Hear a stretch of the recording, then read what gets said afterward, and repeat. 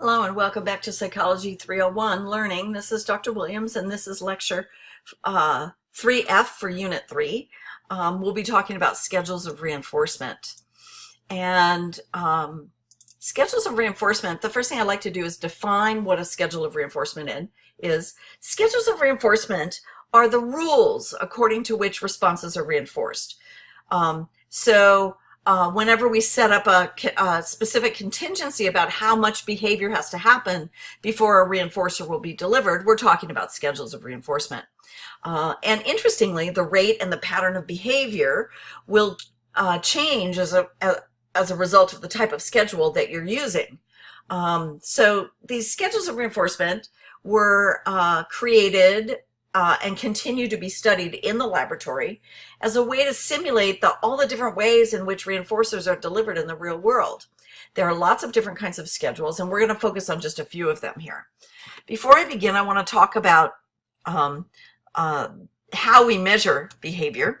This is a cumulative recorder invented back in the 1930s by B.F. Skinner originally, and used all the way up through the 1970s and 80s. We now are able to simulate the same kinds of patterns of behavior using computers, but the patterns that our computers generate are based on this basic cumulative recorder strategy. So a cumulative recorder, that's what this machine is, they look sort of like this, works sort of like a seismograph. There's a large roll of paper that rolls out at a fixed amount of time, at a fixed rate.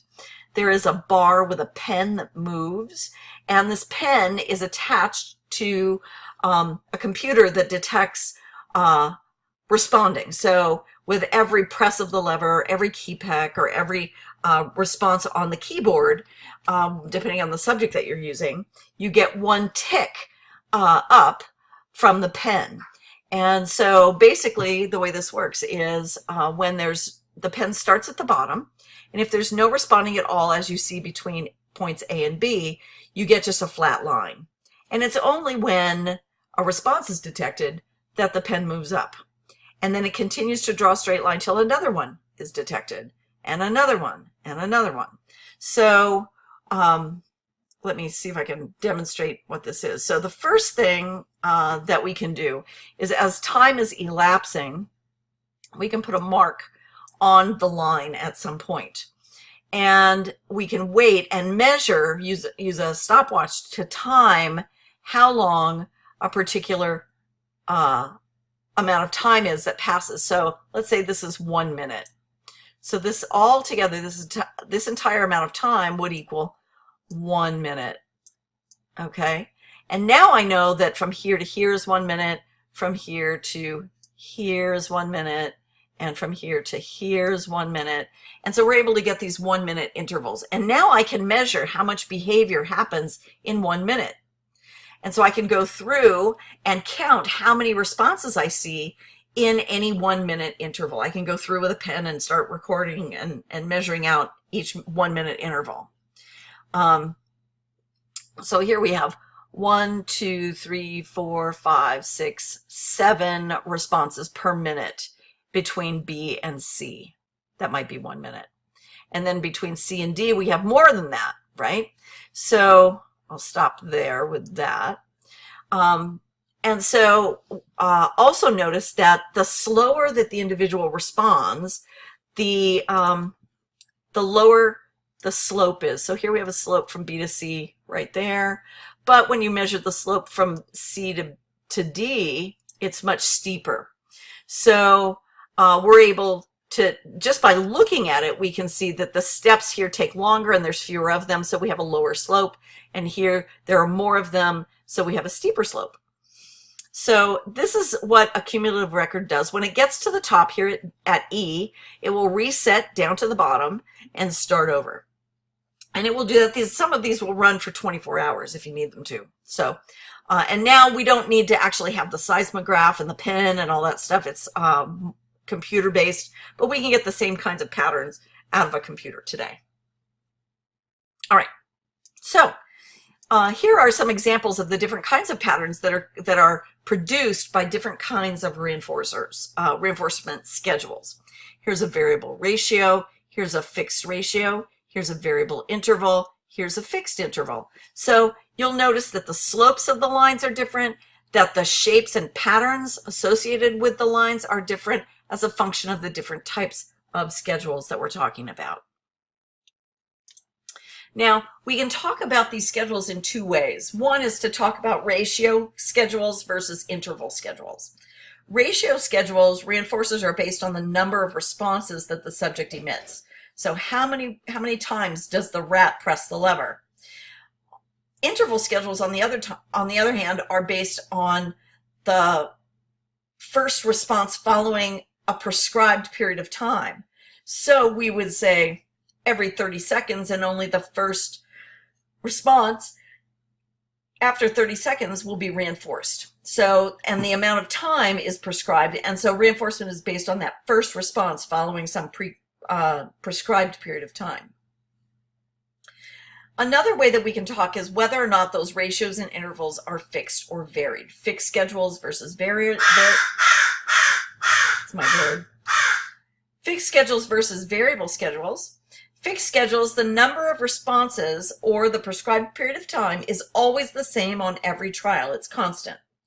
With variable schedules, the number of responses or the prescribed period of time varies from trial to trial. So on one trial, you might have to press the lever 10 times. On another trial, you might have to press it 12 times. And another trial might be 8 times.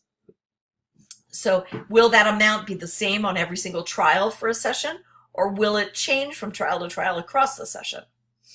We can put these two together and create 4 different schedules. Across the top, we have ratio schedules and interval schedules. Down the side, we have variable schedules and fixed schedules. So we end up with 4 different schedules: fixed ratios, variable ratios, fixed intervals, and variable intervals. The fixed ratio reinforcement is delivered for a specific number of responses per trial, and that number never changes. It stays the same on every trial. With variable ratios, the same is true. Reinforcement is for a specific number of responses, but that number of responses changes from trial to trial. And overall, you get an average number of responses per trial across the session. With interval schedules, the fixed interval schedule reinforcement is for the first response after a specific delay, and that delay remains the same on every trial. With the variable interval schedule, reinforcement again is for the first response after a specific delay, but the duration of that delay changes from trial to trial, so that overall there's an average delay per trial per session. So let's talk about the fixed ratio schedules. Remember that a fixed ratio schedule reinforcement is delivered contingent upon a set number of responses. So an FR, or fixed ratio 10, would mean that every 10 responses produces a reinforcer. An FR 65 would mean every 65 responses produces a reinforcer. There's a special fixed ratio schedule called an FR1, or continuous reinforcement, CRF. And in this case, every response produces a reinforcer. There are very few examples of CRFs. So examples of a typical fixed ratio schedule: telephone calls. Typically you have to dial 7 numbers to get to another person, whether it's pushing the buttons or however you do it, it's 7 numbers in order to make that phone call. The number of stairs at work or in the psychology building, the number of stairs, the number of steps between the first floor and the second floor is always the same. It never changes. It's fixed. Continuous reinforcement, there are very few examples, but there are a few. So, for example, the steering wheel on your car and your tires. There's a one-to-one relationship. The way when you turn your wheel, your tires turn as well. There's a one-to-one relationship between your wheel and your tires. Hopefully. If not, you could be in trouble. Typing on a keyboard. When you type letters, every stroke produces a letter on the keyboard. So there's a one-to-one ratio between typing and letters appearing on your keyboard. Light switches are on an FR1. So I'm sure you can think of others. So that's the fixed ratio. And here's what the fixed ratio looks like on a cumulative record. You'll notice that what we end up with is a series of responses, boop, boop, boop, boop, boop, boop, boop, and then a reinforcer is earned. There's a little pause, and then another set of responses followed by a reinforcer, followed by a pause, and another set of responses. And the response rate is very consistent. They're responding very rapidly. They get the reinforcer, there's a pause, and then they respond rapidly again. So it's fairly straightforward. If we look at this pattern more closely, you'll see that here is those responses, say 20 responses, 1, 2, 3, 4, 5, 6, 7, 8, 9, 10, all the way up to 20. Boom, you get a reinforcer. And then there's this little pause. It's called a post-reinforcement pause, and it appears immediately after the reinforcer is delivered, and then leads directly to the next speedy block of responses. And those speedy response blocks are called ratio runs, where they're running those responses out rapidly. Remember that there's no time requirement, so they can go as fast as they want. All right. If we move down to the variable ratio, now we're still basing our reinforcement on the number of responses, but that number can vary from trial to trial. With a variable ratio 10, approximately 10 responses is sufficient. This is a spelling error here. Oops, fix it. There we go. Approximately 10 responses is sufficient to produce a reinforcement, but sometimes that number may be as big as 20, and sometimes it might be as small as 1. So we never really know at the beginning whether it's going to be a big ratio or a small ratio. We just know that on this trial we need to get going. Okay? A variable ratio 28, the average response requirement would be 28, but it could be larger or it could be smaller on any given trial. So examples might be the number of steps to the library or to the corner drugstore. You probably have a basic idea of how far it is, but sometimes it's a little bit, takes more steps or fewer steps, maybe depending on the kind of shoes you're wearing or what the weather is, how many people are there.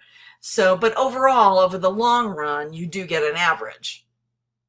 Slot machines are often on variable ratio schedules, where there are an average number of responses required, but on some trials that's very small, so you might get 2 or 3 small payoffs in a row, and then there might be a really long haul before you get another payoff.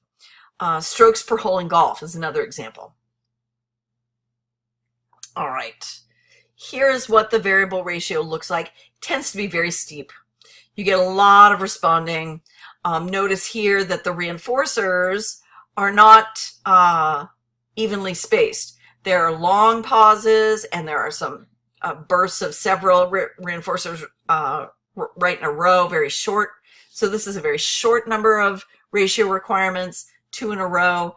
This one is a really long ratio requirement. They have to respond a lot. So you get a very steady response rate. Notice you don't get a lot of the stereotype patterns that you get with the fixed ratio schedule.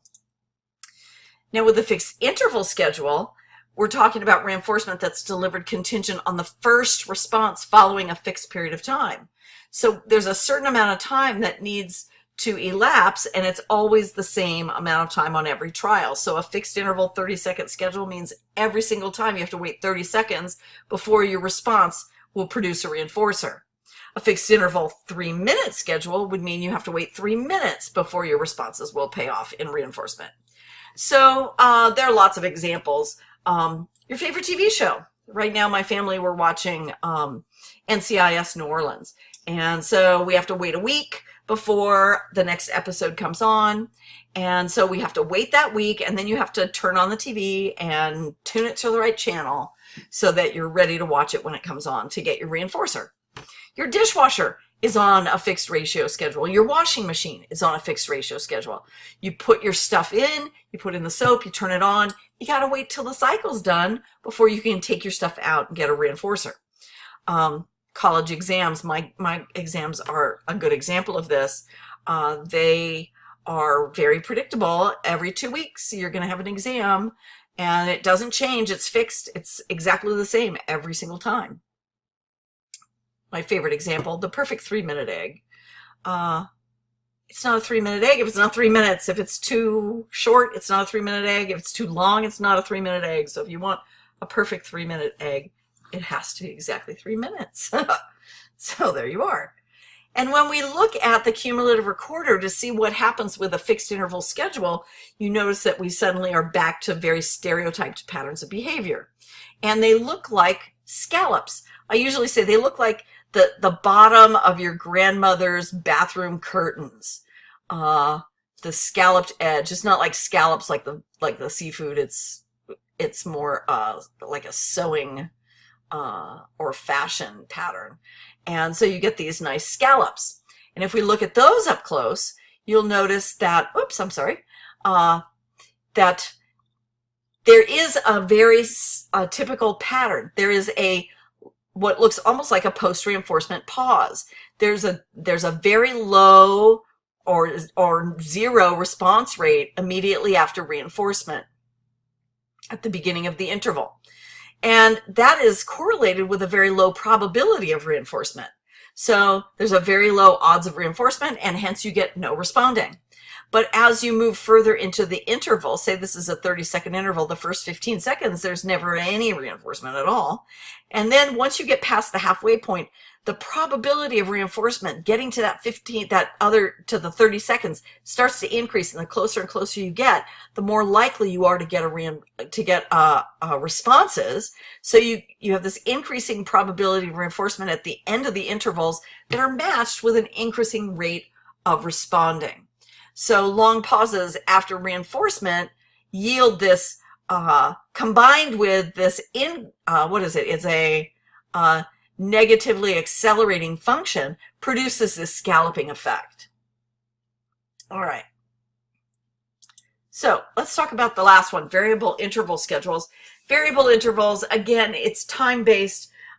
We identified the average amount of time across the session that it takes per trial. Sorry, I'm just getting a drink of water.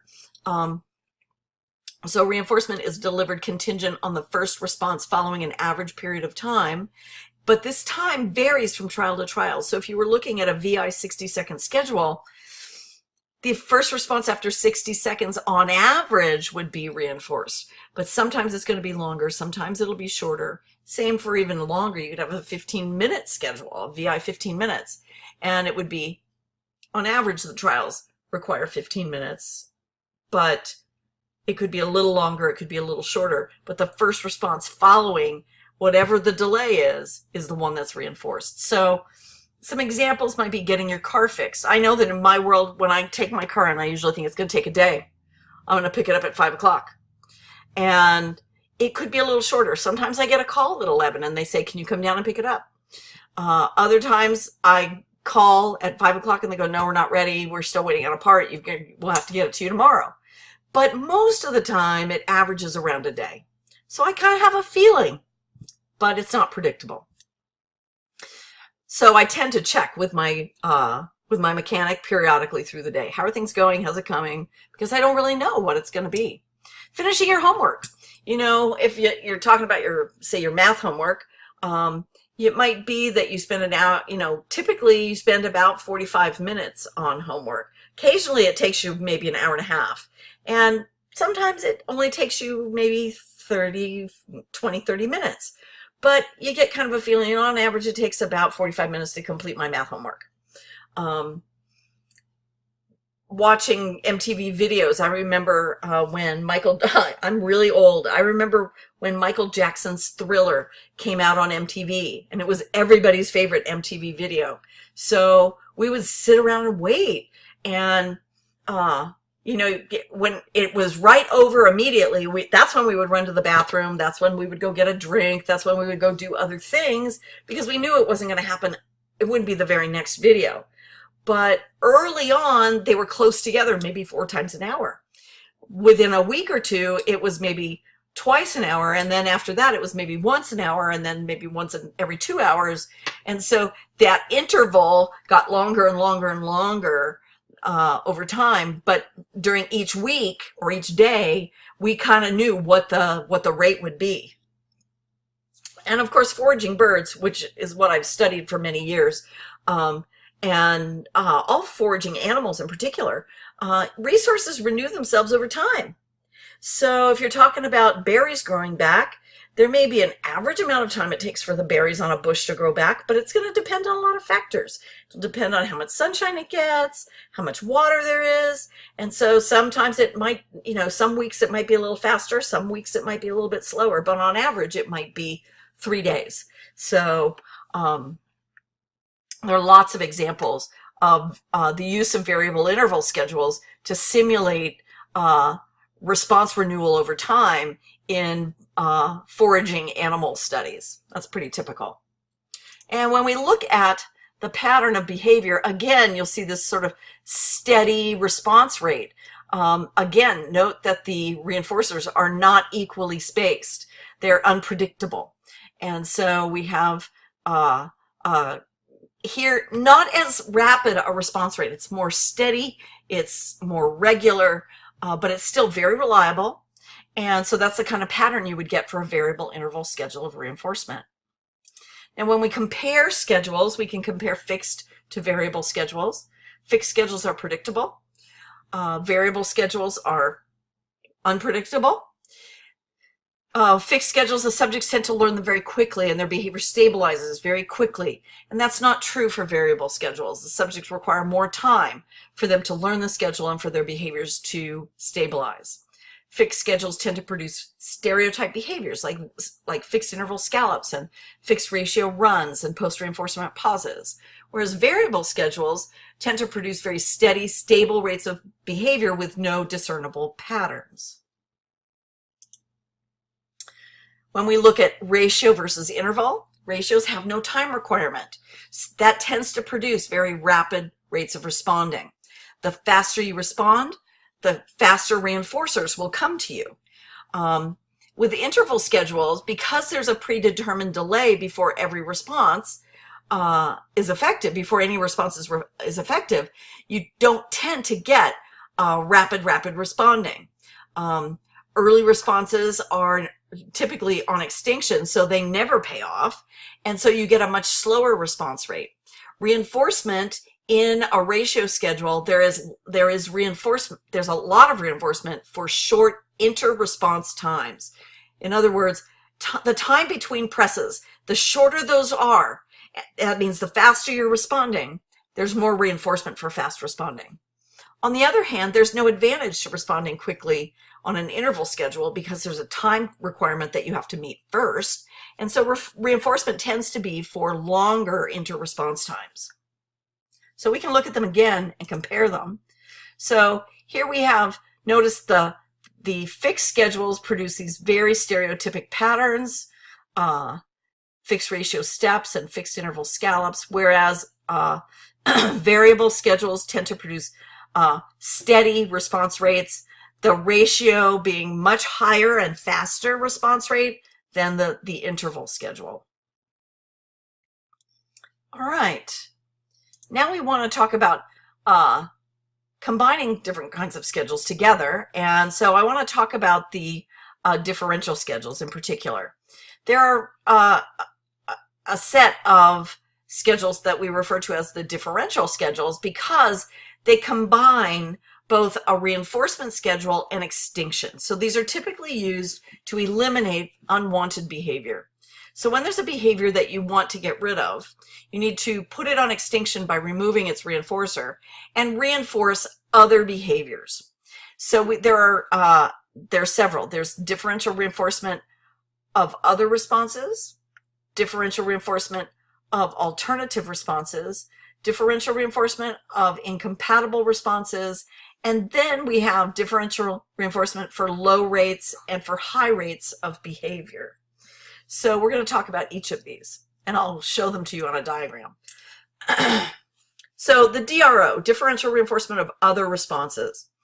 When you're trying to get rid of a behavior, something that you want someone to stop doing, what we typically do is we put that particular behavior on extinction and we no longer reinforce it. We identify what its reinforcer is and we don't deliver that reinforcer. And instead, we deliver reinforcers contingent on not emitting the target response during a specific time frame. So we might start with 15 seconds. So during the 15 seconds, any behavior is acceptable except the one that we're trying to get rid of. So my example here is we simply define what behavior cannot be used. So there's no hitting. And as long as they go 15 seconds with no hitting, they get a reinforcer. Good job talking and being polite. Good job doing this. They get a reinforcer for not hitting and doing something else instead. Now, with the differential reinforcement of other behaviors, I don't know very many people who use this because it does have risks. And the biggest risk is that it might lead to reinforcing other inappropriate behaviors. So for example, if the rule is no hitting, you may have a child who no longer hits, but now the child is screaming and spitting and biting. And because screaming, spitting, and biting are not hitting, and we wanted him to stop hitting, if he screams or hits or bites during that 15-second, 30-second window, we still have to give them a reinforcer. So most people I know don't use the DRO. Instead, they use a DRA. A DRA is more specific than a DRO.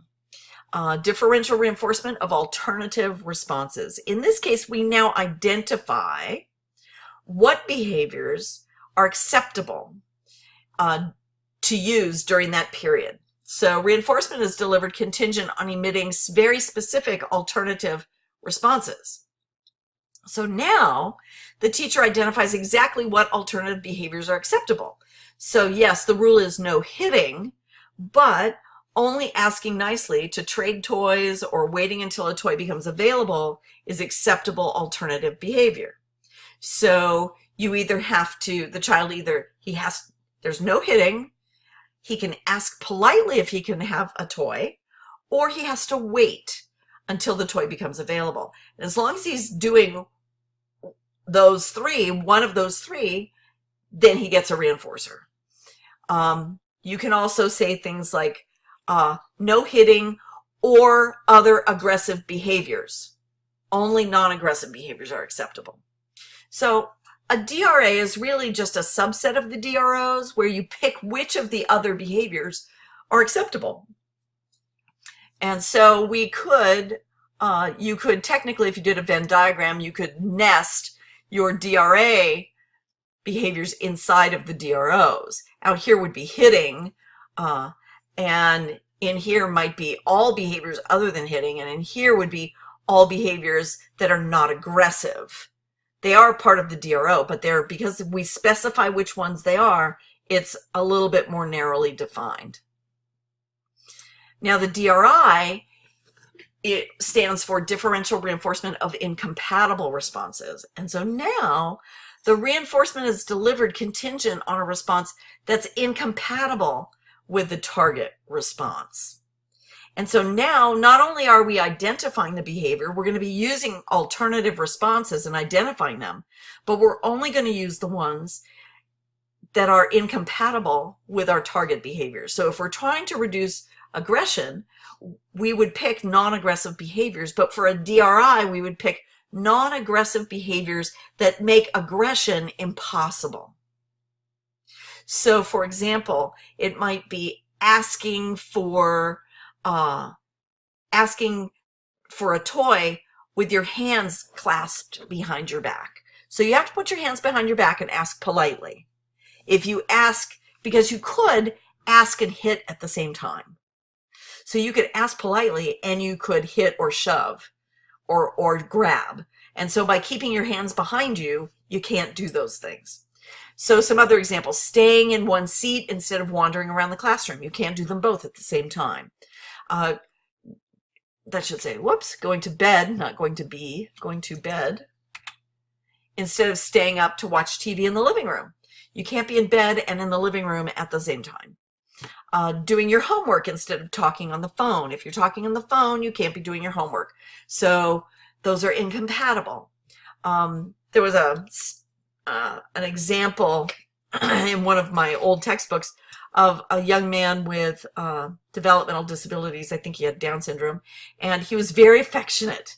He loved to hug people, and which was okay when he was around family, and kind of okay when he was at his residential care facility with his caregivers. It was kind of okay. But when they would go out in public, he would start hugging strangers. And so they worked to teach him how to shake hands, to stand back and shake hands instead of hugging when they were people he didn't know.